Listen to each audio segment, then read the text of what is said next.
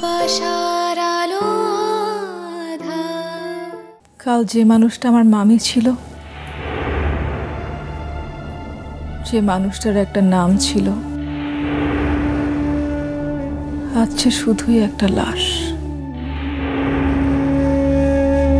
নন্দিনী মামিকে দাফনের জন্য নিয়ে যেতে হবে।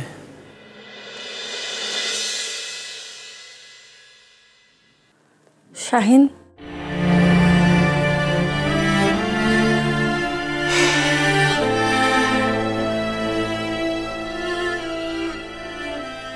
কে হলো?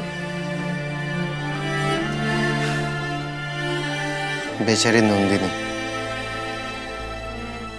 একটার পর একটা বিপদ তার লেগেই আছে। প্রথমে স্বামীকে হারালো, এখন হারালো মামিকে। মামির জন্য আমারও খুব মন খারাপ লাগছে। মনে আছে শাহিন, আমি যখন অজ্ঞান হয়ে নন্দিনীর বাড়িতে গেলাম, মামি আমাকে কত যত্নই না করেছিলেন। কি করে ভুলবো সেসব কথা? কিন্তু আমি অন্য কথা ভাবছি।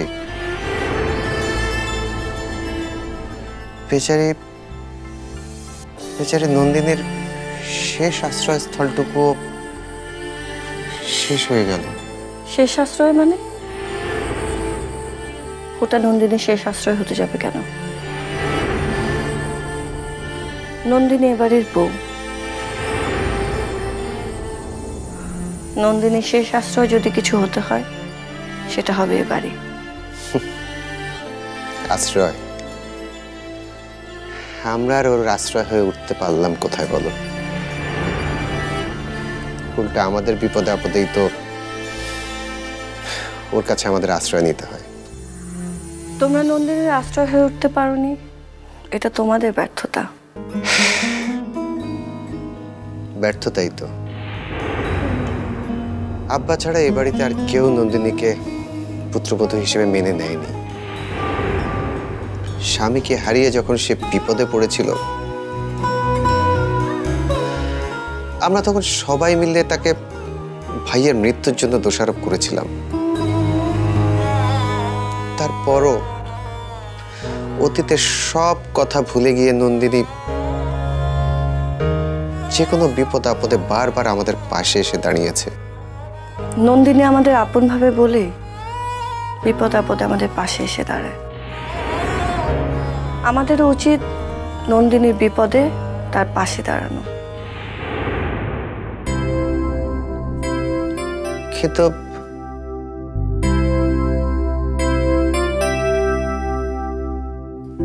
কিন্তু যদি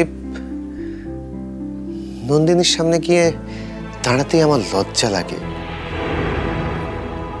যতবার ওর সামনে গিয়ে দাঁড়িয়েছি, ততবারই চোখে পড়েছে নিজেদের হীনমন্যতা, দুর্বলতা, ব্যর্থতা। কি অপমানটাই না করেছিলাম আমরা সবাই মিলে তাকে। এটাই তো পরীক্ষা শাহিন।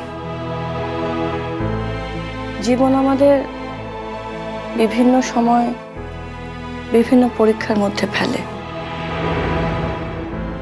ভয় পেয়ে পিছিয়ে গেলে তো সফল হওয়া যায় না। না, তা হয়তো যায় না, কিন্তু কিন্তু অতীতের এই ব্যর্থতাগুলোকে এত সহজে ঢাকি কি করে? এই ভুলই তো সবাই করে শাহিন।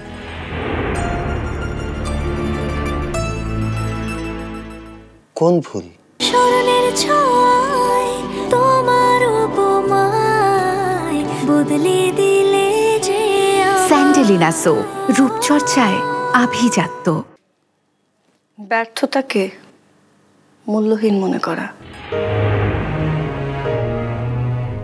এই যে দেখো শাহিন, আমি একজন ডিজাইনার। একটার পর একটা ডিজাইন ভুল করি। এটা কি ব্যর্থতা না? কিন্তু এখান থেকেই আমি বুঝতে পারি কি করলে ঠিক হবে, ডিজাইনটা সুন্দর হবে। এ বাড়ির অতীতের ব্যর্থতাকে ঢাকতে হলে এখন প্রয়োজন নন্দিনীকে এ বাড়িতে ফিরিয়ে আনা। এটা তো নন্দিনীর অধিকার, আমাদের উচিত নন্দিনীর সে অধিকার ফিরিয়ে দেয়া।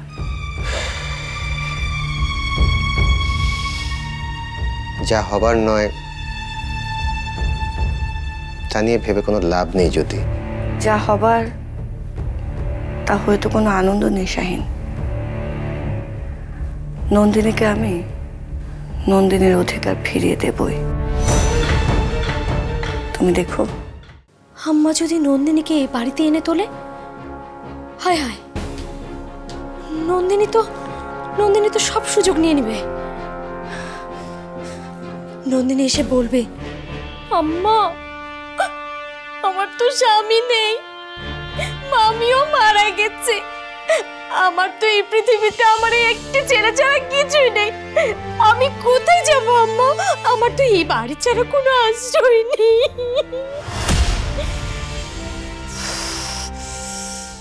আম্মা আম্মা কি বলবে? আরে মেয়ে আমার, তুমি তো আমার মেয়ে, এটা তো তোমার বাড়ি, এসো তুমি তোমার বাড়িতে উঠবে।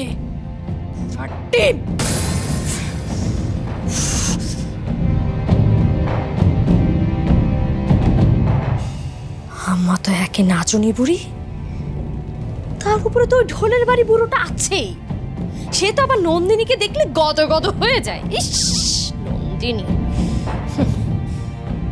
নন্দিনী আসলে এই বুড়োটাকে তো হাতের পুতুল করে ফেলবে।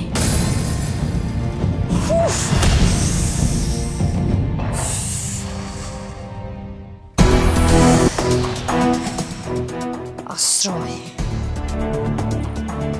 এ বাড়িতে আশ্রয় দেবে নন্দিনীর। আমি বেঁচে থাকতে তা কোনোদিনও হতে দেব না, কোনোদিনও না।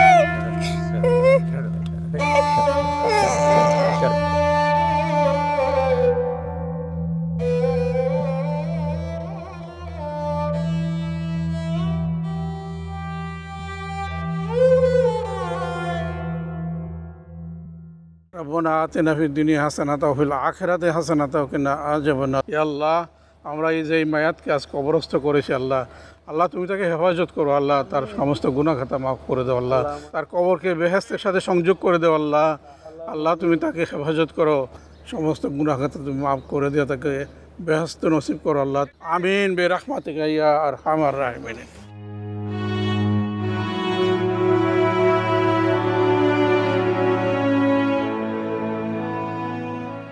দাদা ভাই চল এখন আমরা যাই। নানুমণিকে একা রেখে যাব? তোর নানুমণি এখন একা নাই রে, সে এখন ফেরেশতাদের কাছে আছে, ফেরেশতারাই তাকে এখন দেখবে। সবাই তো বলে ছোটরা ফেরেশতাদের মতো, আমিও তো ছোট, তাহলে আমি কেন থাকতে পারবো না? তোর এখন আর ছোট থাকা হবে না রে, তোকে এখন বড় হতে হবে, অনেক শক্তি থাকতে হবে তোর।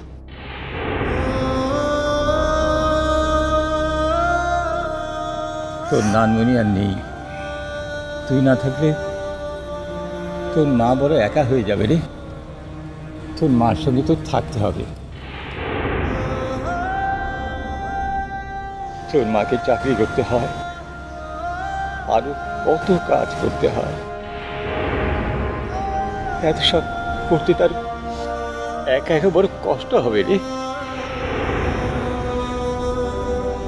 এখন থেকে তোর মার কাজে একটু একটু করে তোর সাহায্য করতে হবে, তোর মার কথা শুনতে হবে, তোর নিজের কাজগুলো তোর নিজে করতে হবে।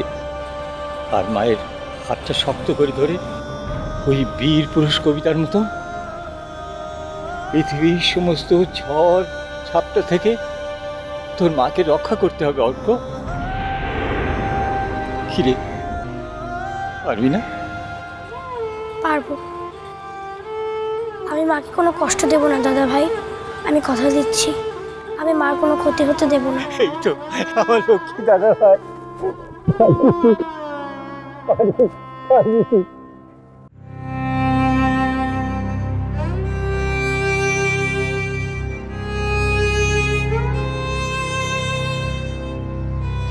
ভয় লাগছে রে মাহিন, ভয় লাগছে। কেন, কি হয়েছে? কিসের?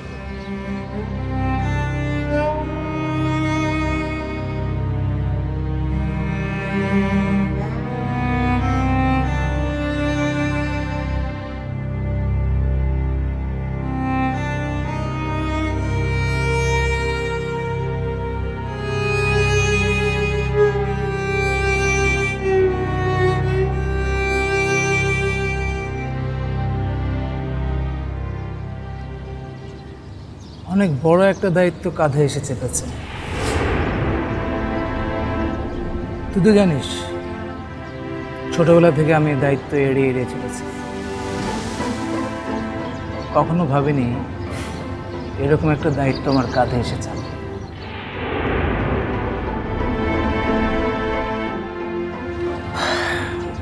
আসলে আমি তো জীবনটা হেসে খেলে কাটাতে চেয়েছিলাম, কোনো কিছুই সেভাবে গুরুত্ব দিয়ে ভাবিনি। আর আজ যখন দায়িত্বের মুখোমুখি হলাম, নিজের দায়িত্ব নিয়ে ভাবতে শুরু করলাম, ভয়।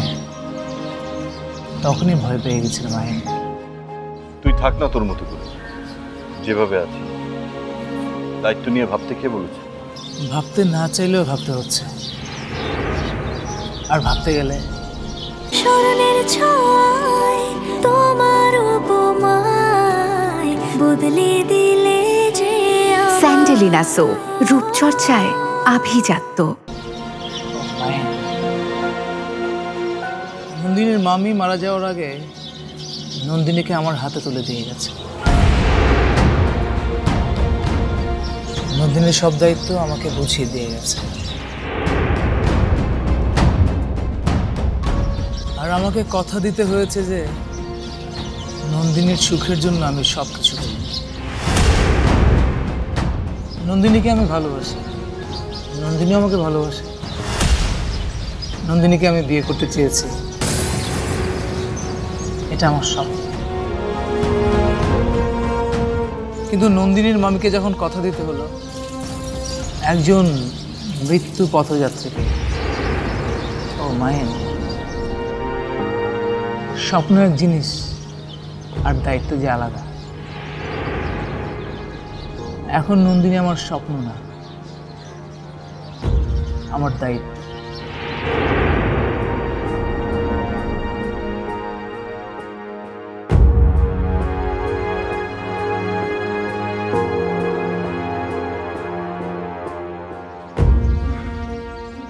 আমি কি পারবো এই দায়িত্ব ভার নিতে? কেন পারবি? অবশ্যই পারবি। তুই একটা কোম্পানিতে গুরুত্বপূর্ণ দায়িত্ব নিয়ে আছিস, তুই দায়িত্ব নিতে পারবি না তো কে পারবে? মাহিন, কোম্পানি আর মানুষ এক জিনিস না। মানুষের দায়িত্ব নেওয়া মানে তার ভালো থাকার দায়িত্ব নেওয়া, ভালোবাসার দায়িত্ব নেওয়া, বিশ্বাসের দায়িত্ব নেওয়া।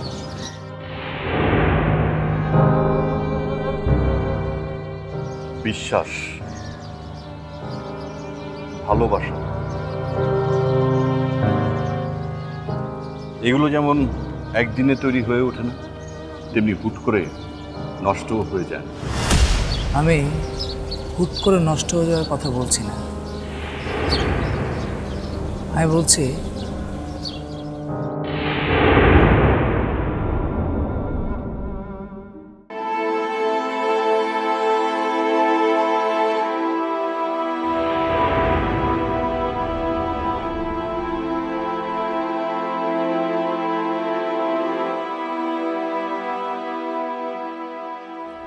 ভালোবাসা যদি কোনো ফুল গাছ হয় তাহলে তার যত্ন নিতে হয়, পানি দিতে হয়, সার দিতে হয়, নিড়ানি দিতে হয়।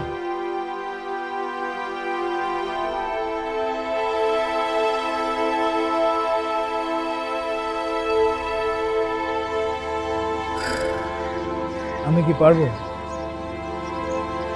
যত্ন নিতে? সে যোগ্যতা কি আমার আছে? আছে না আবার? পারবি, অবশ্যই পারবি। আমি চল ওদিকটা চল। বললি হলো পারবো? এত সহজ? তুই তো আমাকে ছোটবেলা থেকে চিনিস। আমি খামখেয়ালে উদাসীন জীবনযাপনে অভ্যস্ত। আর সেই আমি কিভাবে, মানে আমার নিজেকে পাল্টে ফেলতে হবে? তোর নিজেকে পাল্টাতে হবে কেন? তুই যেমন তেমনটাকে তো নন্দিনী ভালোবেসেছে, তাই না? ভালোবাসা বড় অদ্ভুত। তুই শুধু নন্দিনীকে ভালোবেসে যা, দেখবি সব কিছু ঠিক মতো হয়ে যাচ্ছে। তাহলে তুই বলছিস আমি পারবো? অবশ্যই আমি জানি তুই পারবি, কারণ নন্দিনীর দায়িত্ব একমাত্র তুই ছাড়া আর কেউ নিতে পারবে না। নন্দিনীকে তুই পাগলের মতো ভালোবাসিস। ভুল বলি, নন্দিনীকে শুধু আমি না, তুইও। আচ্ছা, ওইদিকে যাবি তো নাকি? সবাই অপেক্ষা করছে, চল।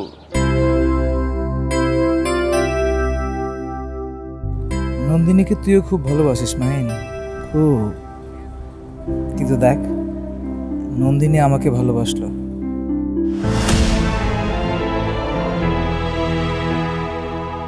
যা, তোর জন্য নন্দিনীর চেয়ে একটা ভালো মেয়ে খুঁজে বের করব, আমি আর নন্দিনী মিলে।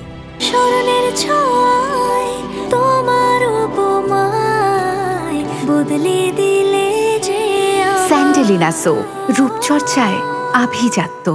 কি হলো? আয়।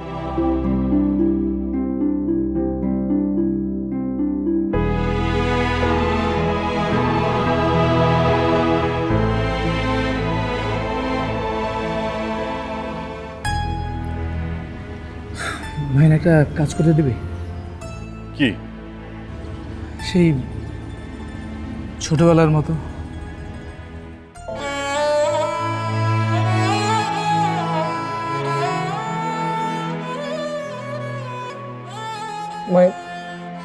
মাহিন, একবার জড়িয়ে ধর না প্লিজ বন্ধু, বন্ধু।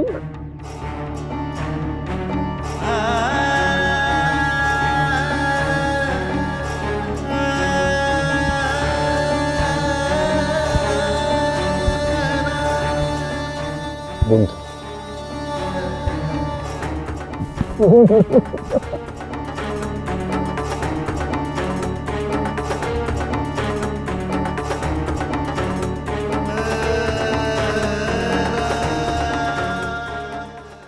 এই অবস্থায় ওকে তো একা রাখা ঠিক হবে না। কোনটা ঠিক আর কোনটা বেঠিক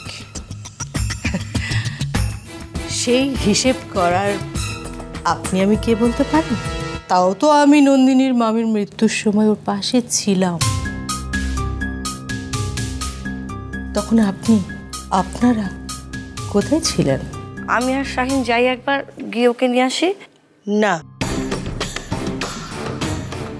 নন্দিনীর সাথে থাকবার জন্য লোক আছে। দেবদাসের শেষ গতি তো চন্দ্রমুখী ছিল না?